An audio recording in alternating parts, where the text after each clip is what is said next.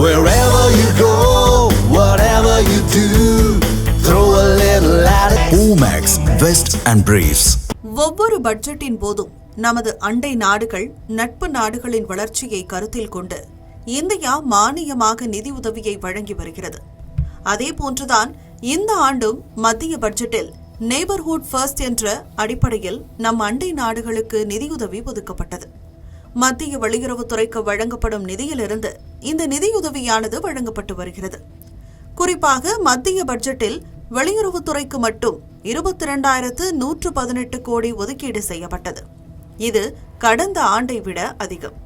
இதில் குறிப்பிடத்தக்க நிதியானது மானியமாக அண்டை நாடுகளுக்கு ஒதுக்கப்படுவது வழக்கம்.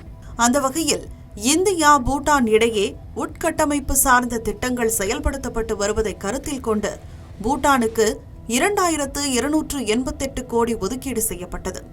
அடுத்ததாக நேபாளத்திற்கு 800 கோடியும் இலங்கைக்கு 300 கோடியும் ஒதுக்கீடு செய்யப்பட்டுள்ளது. இந்தியாவுடன் நெருக்கம் காட்டும் ஆப்கானிஸ்தானுக்கான நிதியுதவி 150 கோடி ரூபாயாக அதிகரிக்கப்பட்டுள்ளது. வங்கதேசத்தில் முன்னாள் பிரதமர் ஷேக் ஹசீனா ராஜினாமாவிற்கு பிறகு இடைக்கால தலைவராக பொறுப்பேற்ற முகமது யூனுஸ் இந்தியாவிற்கு எதிரான நிலைப்பாட்டையே கடைபிடித்து வருகிறார்.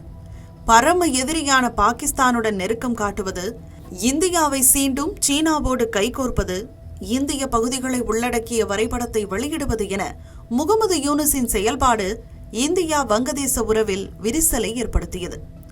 வங்கதேசத்தில் சிறுபான்மையினரான இந்துக்கள் குறிவைத்து தாக்கப்பட்ட சம்பவங்கள் இந்தியாவிற்கு கடும் அதிருப்தியையும் ஏற்படுத்தியது. இந்த சூழலில் மத்திய பட்ஜெட்டில் வங்கதேசத்திற்கான நிதியுதவியை இந்தியா 50% குறைத்து அறிவித்தது. முந்தைய பட்ஜெட்டில் 120 கோடி ரூபாய் நிதி வழங்கப்பட்ட நிலையில் தற்போது 60 கோடியை மட்டும் ஒதுக்கி இருக்கிறது இந்தியா. 1971ஆம் ஆண்டு விடுதலை போரிலிருந்து உருவான வரலாற்று பதற்றங்கள் இருந்த போதிலும் வங்கதேச அரசு பாகிஸ்தானுடன் அதீத நெருக்கத்தை கொண்டிருக்கிறது. அப்போதைய கிழக்கு பாகிஸ்தான், அதாவது தற்போதைய வங்கதேசத்தில் பாகிஸ்தானால் பரவலாக மனித உரிமை மீறல்கள் நடந்ததையும் இந்தியா ஆபத்தில் உதவியதையும் அங்குள்ள அரசு மறந்துவிட்டதையே இந்த நெருக்கம் காட்டுகிறது. 2024ஆம் ஆண்டு எகிப்தில் முகமது யூனுஸ் பாகிஸ்தான் பிரதமர் ஷெபாஸ் ஷெரீஃபை சந்தித்தார். அப்போது முதல் இரு நாடுகளும் ராஜதந்திர மற்றும் விசா இல்லாத நுழைவுக்கு ஒப்புக்கொண்டுள்ளன. வர்த்தக மற்றும் முதலீட்டு ஆணையத்தை நிறுவும் திட்டங்களும் அறிவிக்கப்பட்டுள்ளன. சரக்கு கப்பல்கள் இப்போது வங்கதேசம் மற்றும் பாகிஸ்தானுக்கு இடையே நேரடியாக பயணிக்கின்றன. நேரடி விமான போக்குவரத்திற்கும் திட்டமிட்டுள்ளன. குறிப்பாக டாக்கா கராச்சி விமான சேவை 14 ஆண்டுகளுக்கு பிறகு இடைவிடாத விமான இணைப்பை மீட்டெடுத்தது. வங்கதேசம் மற்றும் பாகிஸ்தானின் இந்த அளவிலான நெருக்கமானது இந்தியா வங்கதேச உறவுகள் மோசமடைவதோடு ஒத்துப்போகின்றன.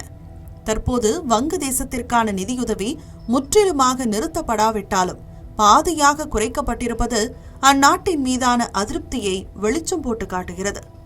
இனிமேலும் வங்கதேசம் வாலாட்டினால் இந்தியாவின் பதிலடி வேறாக இருக்கும் என்பதே சர்வதேச வல்லுநர்களின் கருத்து.